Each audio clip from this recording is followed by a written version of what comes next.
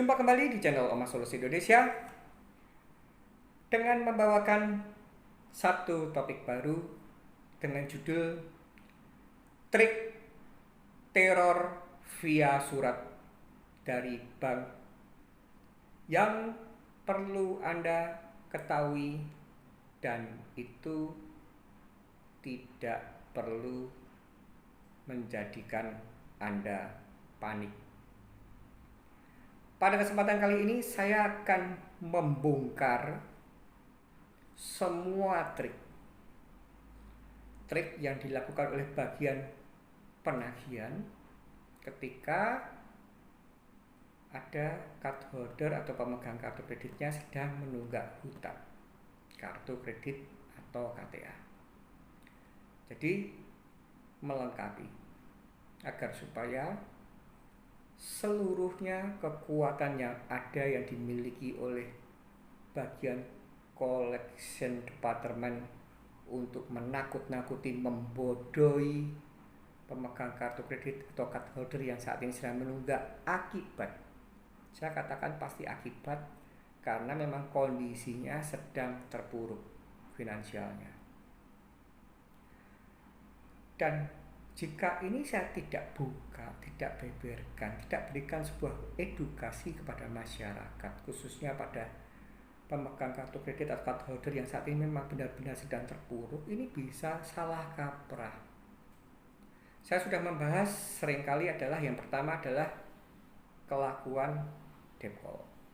Trik-trik debt call sudah saya bongkar semua. Debt call adalah kolektor yang ditugasi dengan cara menagih datang, bisa jadi yang didatangi adalah tempat tinggal, bisa jadi yang datangnya adalah tempat bekerja pemegang kartu kredit atau card holder yang saat ini sedang menunggak. Trik debt call sudah saya bongkar. Semoga tinggal bagi Anda yang sedang mengalami, tinggal ngulang-ulang video saya, pelajari modusnya yang dilakukan saat ini apa oleh debt call yang sedang Anda ditagih, patahkan teror mereka. Yang kedua, saya juga sudah membongkar tuntas desk call. Desk call yaitu penagihan yang dilakukan dengan cara menelpon. Entah yang ditelepon adalah nomor fixed line pemegang kartu kredit atau card holder, atau nomor fixed line tempat bekerja, atau mungkin malah langsung handphonenya. Dan ini pun video-video saya sudah lengkap sekali. Jika Anda mau menerapkan, maka serangan dari desk call ini juga akan patah, sehingga Anda tidak perlu stres, apalagi depresi, sehingga Anda tidak perlu melakukan salah langkah. Karena jika Anda stres, Anda depresi, Anda ini kadang-kadang terpancing untuk salah langkah. Wong kenyataan tidak ada duit, tapi takut, tapi stres karena teror-teror pembodohan masyarakat yang dilakukan oleh debt call maupun desk call.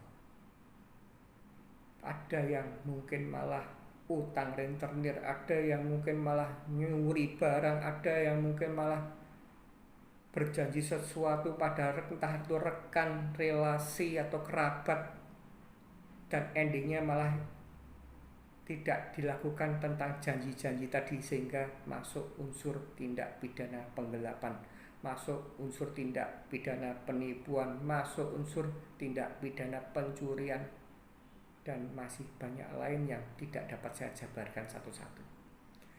Dan yang ketiga ini, trik yang akan saya bongkar adalah teror dari bank penerbit kartu bagian collection department melalui surat. Dan jika ini semuanya Anda bisa pelajari, percaya dengan saya, sedang menunda bayar hutang kartu kredit atau KTA itu baik-baik saja, sah-sah saja, dan ini tidak ada yang perlu Anda risaukan sama sekali.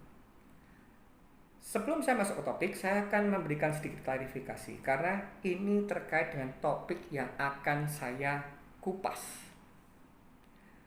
Tanggal 10 Februari saya ditelepon oleh desk call mewakili Bank Mega, dan itu juga sudah saya upload di tanggal yang sama dengan judul Showtime with Collector episode yang ketiga, di mana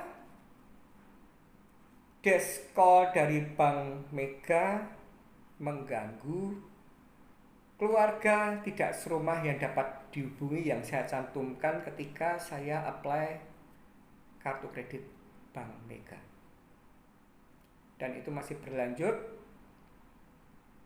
di tanggal 23. Jadi yang pertama tanggal 10 Februari saya upload di Showtime with Collector episode yang ketiga, dan yang kedua adalah tanggal 23 Februari saya upload dengan judul Showtime with Collector episode yang keempat, dan yang ketiga adalah tanggal 24 Februari dan saya upload di Showtime with Collector episode yang kelima.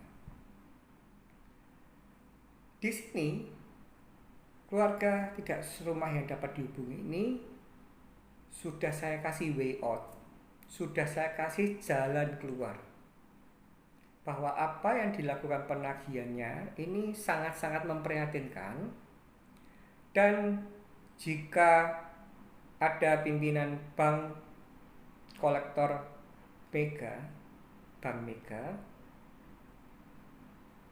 Anda analisa lagi untuk desk call Anda yang sangat-sangat memprihatinkan, mengenaskan,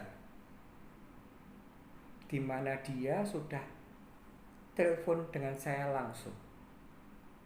Sudah saya jawab apa yang saya maui, karena itu adalah hak seorang debitur yang saat ini sedang macet, dan itu dilindungi oleh Undang-Undang Hak Asasi Manusia.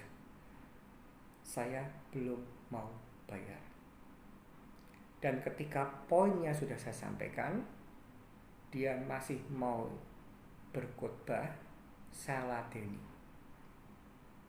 Saya ladeni bahkan yang sangat-sangat memprihatinkan, dan saya tidak habis pikir di saat telepon dengan saya bisa-bisanya si desk call ini menantang. Saya akan telepon Bu Ratna selaku keluarga tidak serumah yang dapat dihubungi yang saya cantumkan ketika saya apply kartu kredit Bank Mega, dan di situ sudah saya rekam juga di mana dia tidak bisa menagih pemegang kartu kreditnya, tidak bisa mempressure pemegang kartu kreditnya. Yang dilampiaskan adalah mempressure keluarga tidak serumah yang dapat dihubungi, padahal langsung dengan saya nih online. Ya, tolong ya Bu, tolong ya, tolong Anda telepon Pak Hani, suruh bayar. Memprihatinkan sekali kalau saya orang macam demikian ini saya pecat. Semoga ada pejabat OJK yang juga menonton video yang saat ini sedang saya buat, agar supaya kita memberi wacana, memberi edukasi, dan saya sudah memberikan way out kepada keluarga yang tidak serumah yang dapat dihubungi. Kebetulan adalah bule saya siapkan surat karena itu melakukan pelanggaran tata cara penagihan. Yang pertama adalah menggunakan tekanan verbal, bentak-bentak. Kedua adalah menelpon berulang-ulang, dan boleh kita kasih note. Padahal yang punya hutang online dengan penagihnya, tapi malah yang dipressure adalah orang yang lemah. Saya buatkan itu bule, saya tinggal minta tapa asmo. Tapa asmo itu bahasa Jawa ya. bahasa Indonesia tanda tangan, dan semuanya akan saya uruskan. Bukti kronologis peristiwa akan saya buatkan, bukti percakapan perekamannya sudah saya siapkan di flash disk dan siap saya kirim ke Bank Mega dan saya CC-kan ke OJK dalam bentuk somasi. Nah, tapi di sini pemegang kartu kreditnya paham hukum dan keluarga tidak serumah yang dapat dihubungi ini dikasih way out solusi, sebuah surat somasi. Dia merasa kata-kata somasi ini menakutkan berkaitan dengan hukum, sehingga dia tidak mau terlibat dalam hukum, padahal ini tidak ada apa-apanya. Lah, masuklah kita ke topik. Ada 2 trik via surat dari bank yang sering dilakukan dan itu tidak perlu membuat Anda gentar, takut, atau apalagi depresi, stres. Yang pertama saya bahas adalah somasi. Jadi tidak sedikit klien saya yang dikirimi oleh bank penerbit kartu dengan menggunakan kop badan hukum yang inti dasarnya itu sebenarnya adalah, mohon maaf, pembodohan masyarakat. Tidak seharusnya bank penerbit kartu yang dimana Anda ini diawasi oleh JK melakukan pembodohan kepada masyarakat, khususnya pada debitur yang saat ini sedang macet, yang seringkali ditekankan ya, ini saya tidak bisa untuk pasang karena ini kebetulan yang dikirim bukan untuk saya. Jadi saya jaga privasi bagi card holder yang bersangkutan, pemegang kartu kredit yang bersangkutan.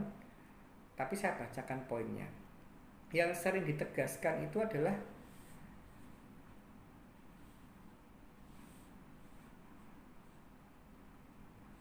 bahwa saudara mengalami kemacetan dalam melaksanakan kewajiban pembayaran yang tentunya sangat merugikan pihak bank ATBK, dan atas perbuatan tersebut kami duga saudara telah melakukan wan prestasi sebagaimana diatur KUHP Perdata, dan dugaan kami saudara telah melakukan tindakan pidana yang diatur dalam KUHP pidana tentang penipuan. Mana ada kartu kredit masuk dalam pasal penipuan Kitab Undang-Undang Hukum Pidana? Kecuali pada saat apply kartu kredit, calon pemegang kartu kredit atau yang pada saat apply itu menggunakan data palsu. Bolehlah Anda mensomasi demikian. Data palsu itu entah itu KTP bodong, entah itu NPWP bodong, dan itu bisa Anda menjerat. Tapi kalau yang umum-umum yang ada, ini pembodohan masyarakat yang perlu dibenarkan, diancam wan prestasi sebagaimana diatur KUHP Perdata, itu masih masuk akal. Yang kedua adalah tindak pidana yang diatur dalam Kitab Undang KUHP Pidana tentang penipuan, ini omong kosong. Dan intinya adalah setelah mengancam,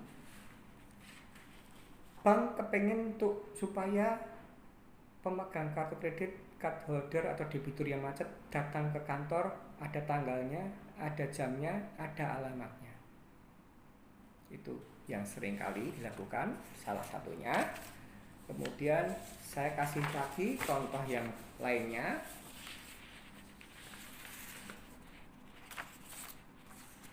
Contoh yang lainnya nih, somasinya juga sama dari PT Bank ATBK misalkan begitu. Yang saya garis bawahi adalah ancamannya, menakut-nakutinya.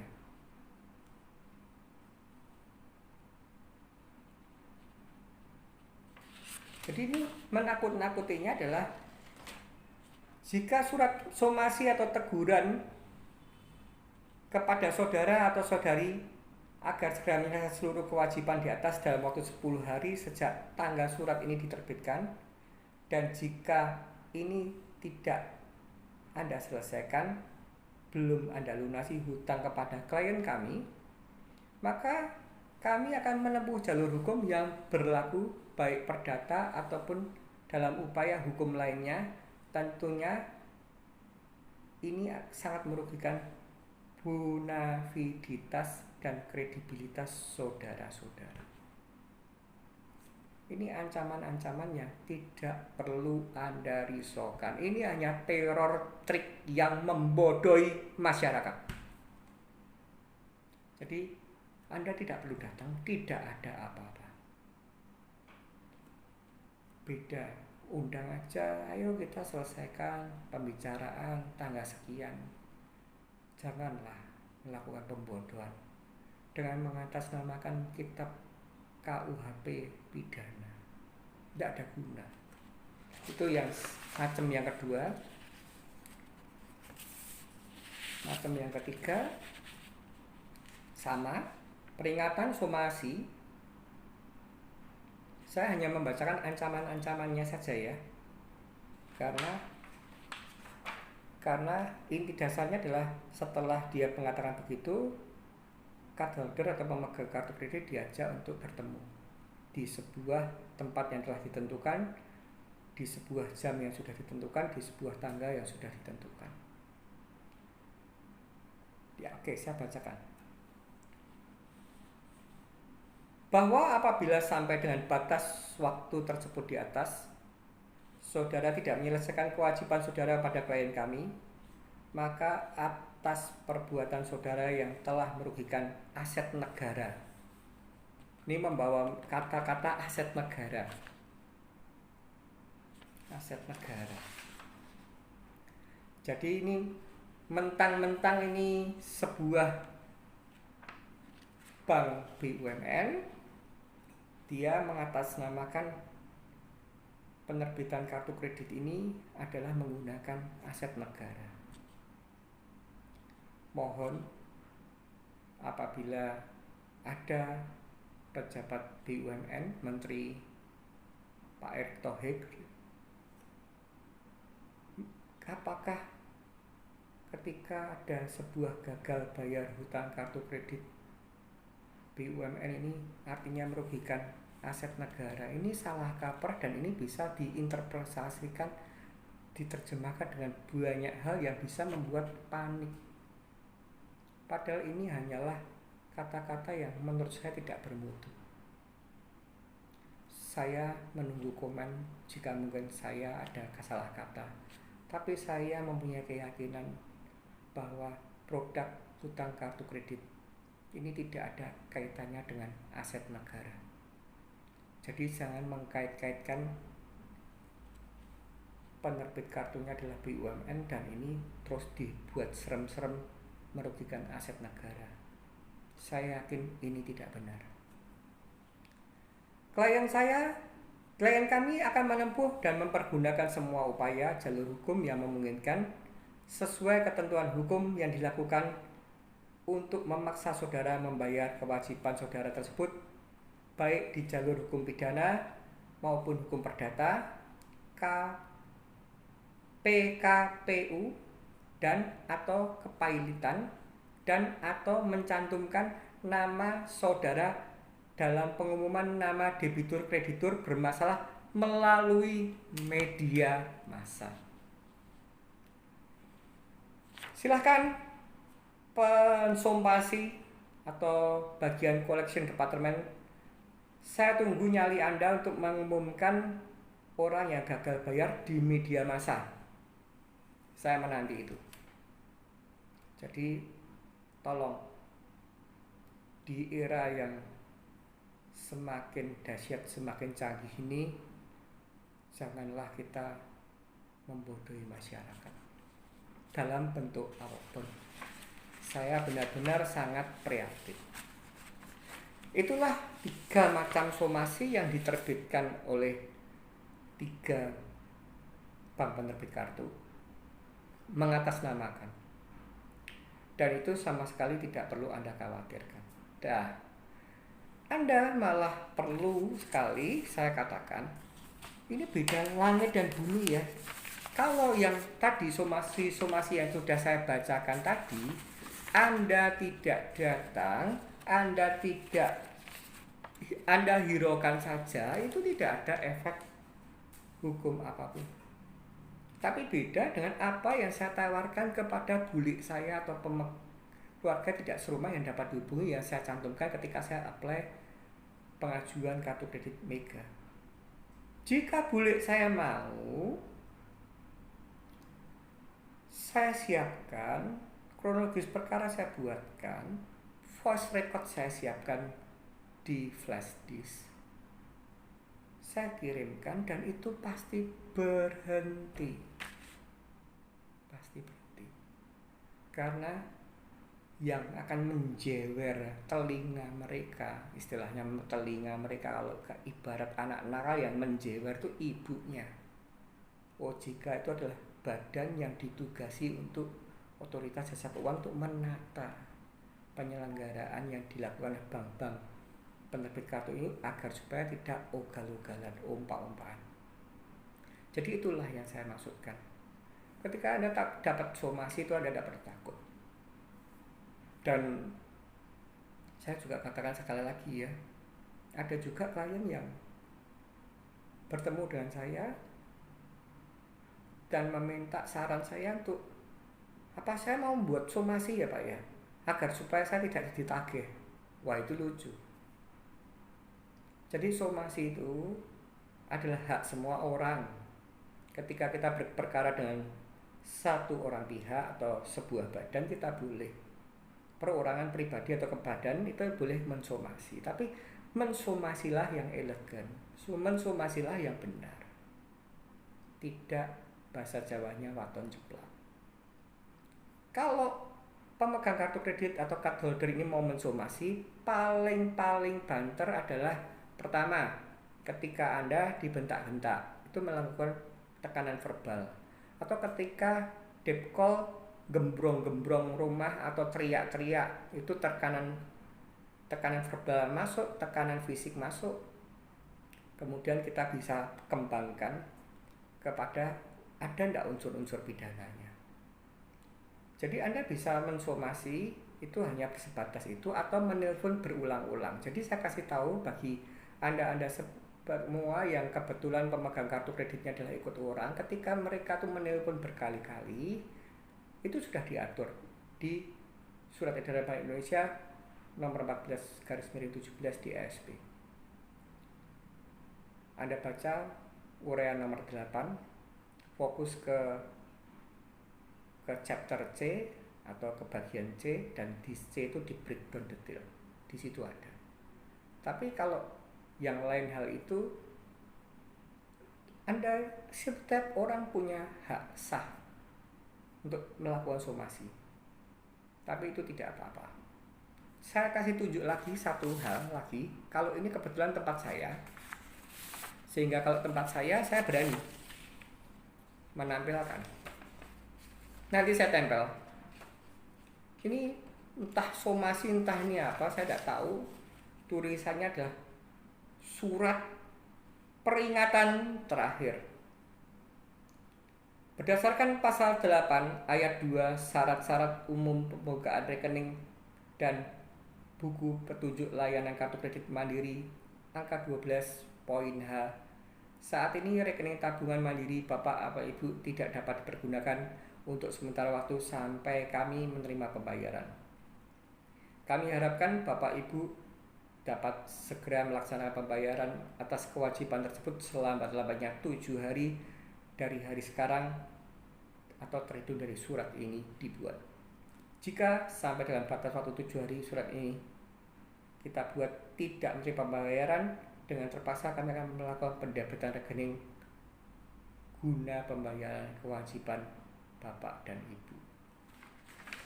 Ya, kalau mau didebet ya silahkan. Nah, wong saya kondisinya tidak punya uang, di rekening juga tidak ada dana. Tapi itu sudah saya bicarakan di video-video yang lalu. Ketika ada bermasalah dengan kartu kredit, sebaiknya rekening Anda tutup. Karena ketika Anda tidak tutup dan Anda menganggap nantinya akan tutup dengan sendirinya karena pendebetan administrasi bulanan dan sebagainya, itu adalah salah besar. Jadi yang gini-gini Anda tidak perlu khawatir, enjoy saja lah.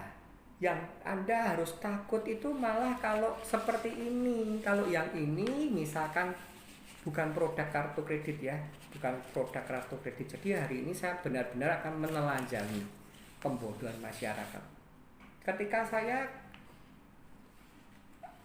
kredit beranggunan dipasang HT, dipasang Roya, dan saya gagal bayar, itu ada somasi pertama.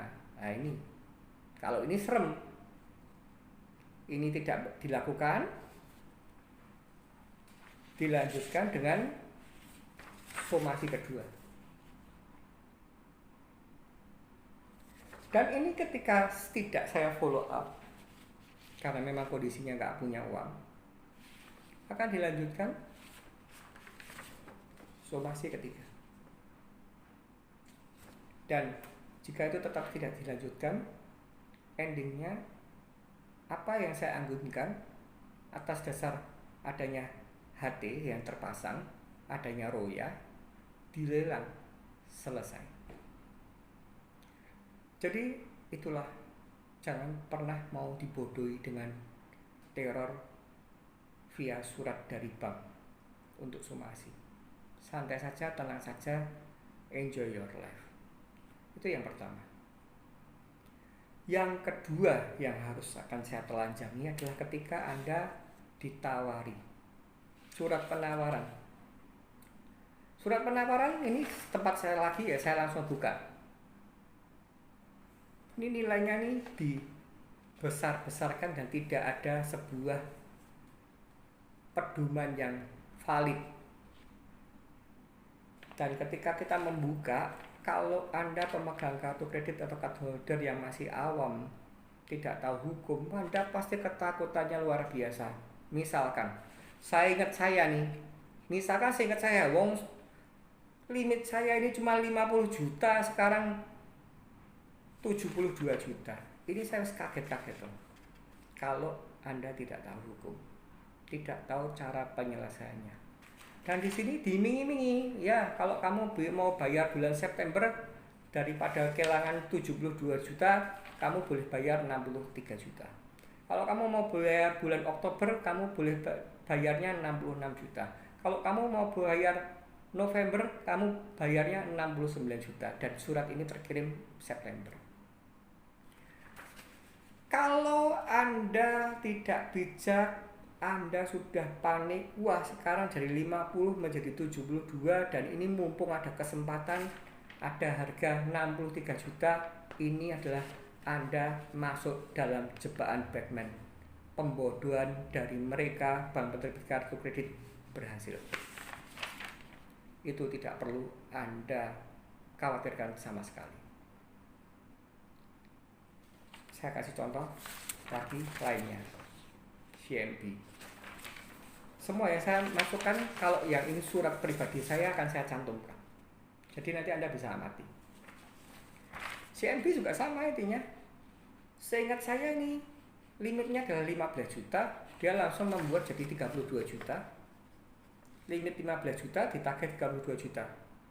Kalau saya ini orang yang panik kan, saya bisa kena anfal serangan jantung, bisa stroke kalau saya punya hipertensi. 15 juta jadi 32 juta, tapi diiming-imingi.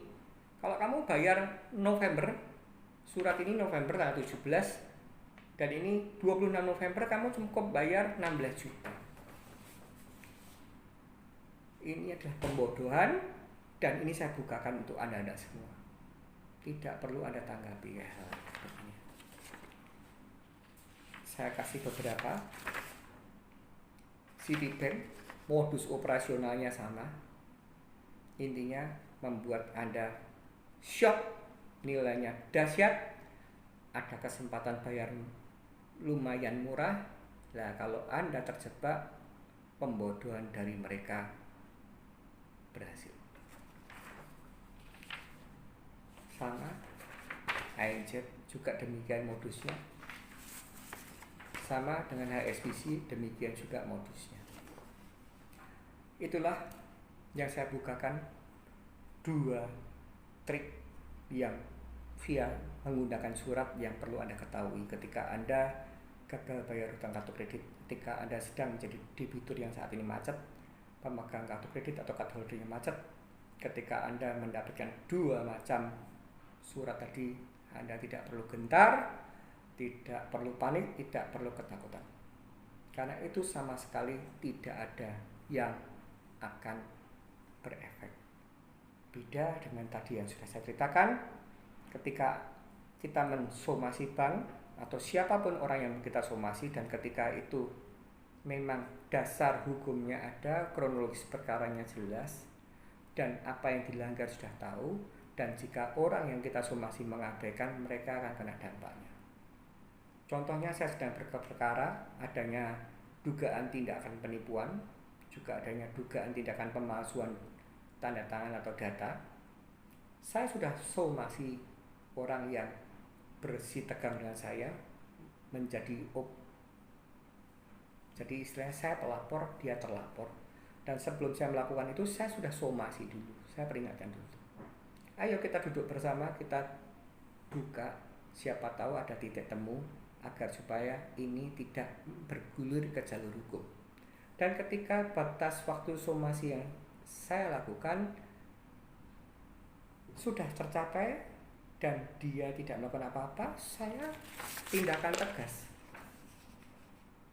Bukan delik aduan, laporan polisi. Dan ini tidak akan pernah dia menganggap bisa main-main. Anda sudah berurusan dengan aparat negara hukum.